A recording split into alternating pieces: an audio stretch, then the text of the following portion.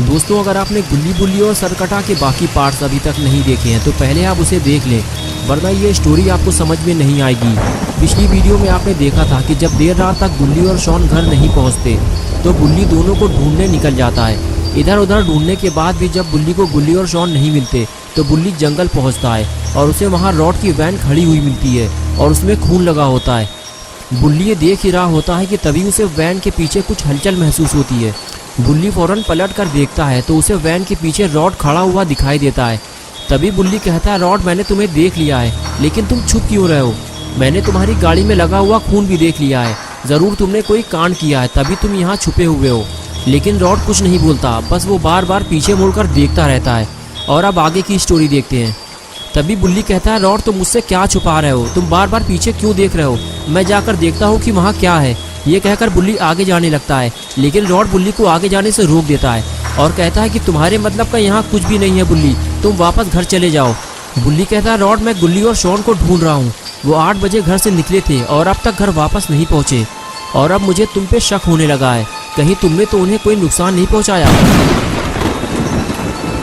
गुल्ली की बात सुनकर रॉड कहता है, गुल्ली, मैंने गुल्ली और शॉन के साथ कुछ नहीं किया है। तुम घर वापस चले जाओ। वो दोनों बारिश की वजह से कहीं रुक गए होंगे, कुछ देर बाद वो वापस आ जाएंगे।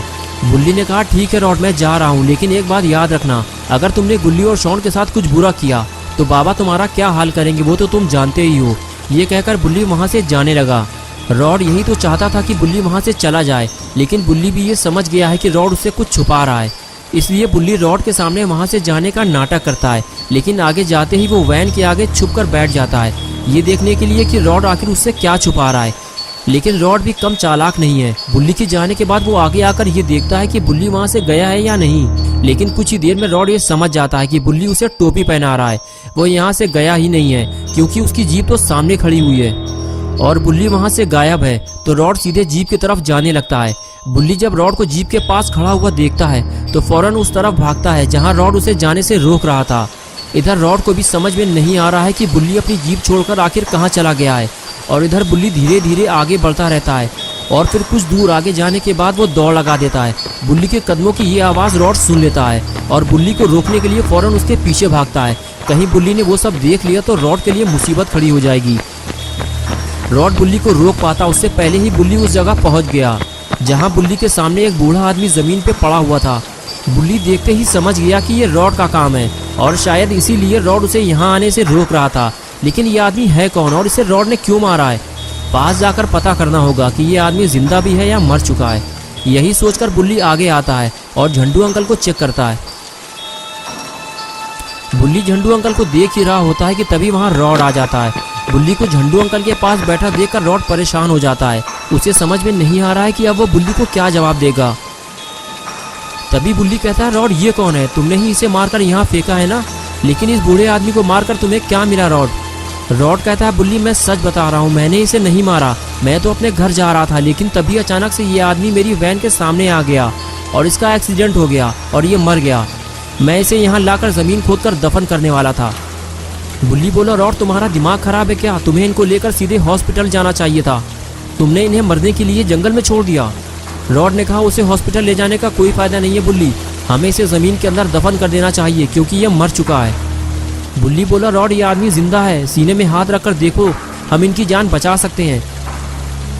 रॉड ने फौरन अपने सीने पर हाथ रखकर कहा, हाँ गुल्ली, तुम ठीक कह रहे हो, दिल तो धड़क रहा है मेरा। गुल्ली ने कहा, रॉड, तुम्हें अपने सीने पर हाथ रखने के लिए किसने कहा है? इनकी धड़कन महसूस करो, तब तुम्हें पता चलेगा कि ये आदमी जिंदा है या मर चुका है। और फिर रॉड यही करता है और तब उसे पता चलता है कि जिसे वो मरा हुआ समझ रहा था वो तो जिंदा है।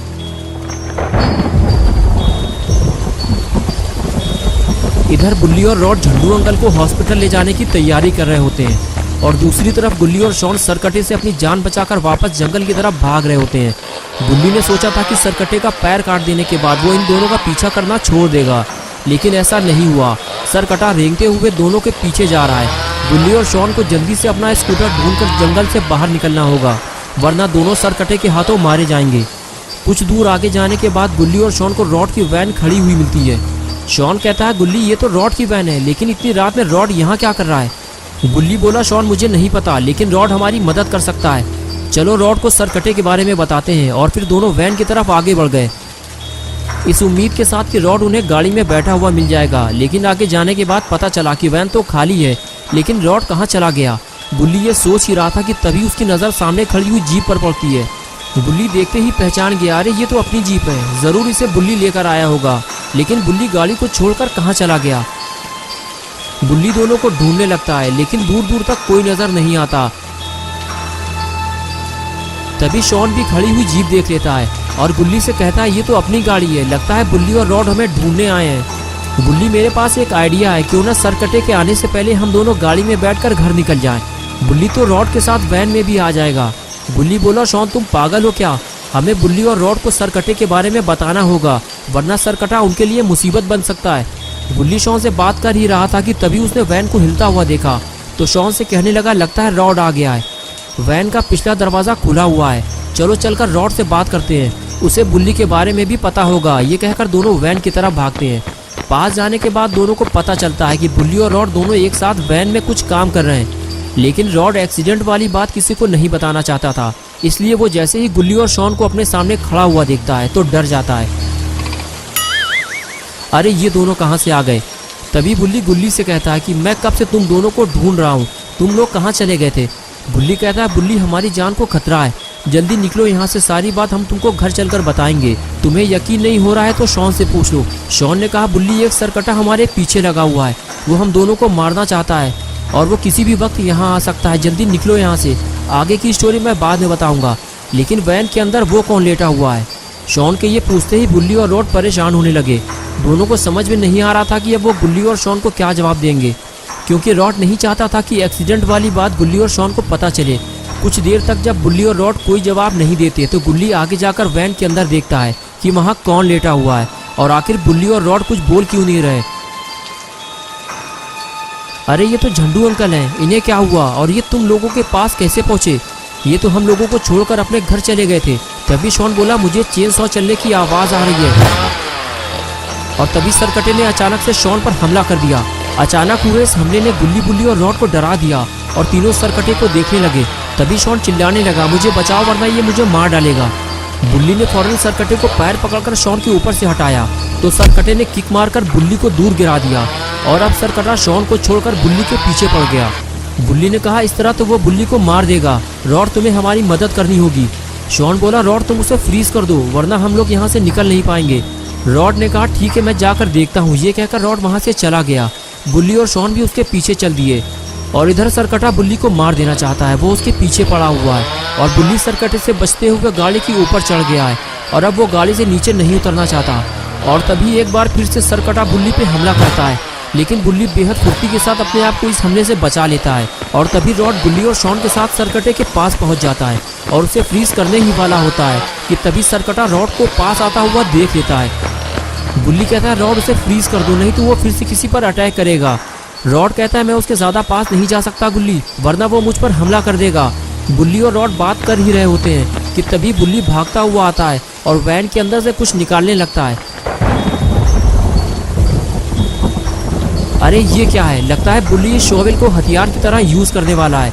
लेकिन ये क्या हुआ, बुल्ली तो कहीं और जा रहा है, लगता है वो कुछ और करने वाला है। इधर रॉड कहता है, गुल्ली हमें बाबा की ज़रूरत है, मैं उन्हें लेकर आता हूँ। गुल्ली कहता है, कोई फ़ायदा नहीं है रॉड, बाबा अफगानिस्तान गए हुए हैं, वरना अब तक सरकटे का काम तमाम हो चुका होता। शॉन बोला, हम में से कोई भी सरकटे से नहीं लड़ सकता, इसका मतलब ये है कि हम सब मरने वाले हैं। बुल्ली ने कहा, शॉन हम सबको मिलकर इसके हाथ से हथियार छीनना होगा, इसके बाद ये कुछ नहीं कर सकता। लेकिन बुल्ली वहाँ क्या कर रहा है। और उसके बाद बुल्ली दौड़ता हुआ बुल्ली के पास आता है और पूछता है, बुल्ली तुम ये ज़मीन क्यों खोद रहे हो, इसमें पानी भरकर मछलियाँ पालोगे क्या, या फिर इसके अंदर कोई खजाना छुपा हुआ है। बुल्ली बोला, ये कब्र मैंने सरकटे के लिए खोदी है, रॉड जैसे ही उसे फ्रीज करेगा हम फौरन उसे लाकर इसमें दफन कर देंगे, वरना बारिश की वजह से बर्फ पिघलने में टाइम नहीं लगेगा और वो फिर से आज़ाद हो जाएगा। लेकिन ये क्या हुआ, सरकटे ने रॉड पर हमला कर दिया और शॉन उसे दूर से हटाने की कोशिश कर रहा है। तभी बुल्ली दौड़ते हुए जाता है और सरकटे पे हमला करके उसे जमीन पर गिरा देता है। मौका मिलते ही शॉन भी जोरदार वार करके उसके हाथ से चेनसॉ गिरा देता है और तीसरा वार उस पर गुल्ली करता है, जिसके बाद सरकटा बिल्कुल ढीला पड़ जाता है। बुल्ली कहता है, हमें इसको ऐसे ही कब्र में दफन कर देना चाहिए, हमारे पास ज़्यादा टाइम नहीं है, चलो जल्दी। और उसके बाद तीनों सरकटे के पास जाने लगे। तभी शॉन ने वैन के पास किसी को खड़ा हुआ देखा। अरे ये तो झंडू अंकल हैं, लगता है इन्हें होश आ गया है। झंडू अंकल आप गाड़ी में बैठ जाएं, हम लोग सरकटे को ठिकाने लगाने के बाद आपको घर तक छोड़ देंगे। अरे ये क्या हुआ? सरकटे का नाम सुनते ही अंकल वहाँ से फरार हो गए। शॉन ने फौरन ये बात गुल्ली और बुल्ली से बताई कि अंकल को होश आ गया है और वो वैन से फरार हो गए हैं। ये बात सुनते ही गुल्ली और बुल्ली दोनों वैन की तरफ भागते हैं। गुल्ली बुल्ली के जाते ही रॉड अपना बदला लेने सरकटे के पास आता है और फिर वो उसे फ्रीज कर देता है।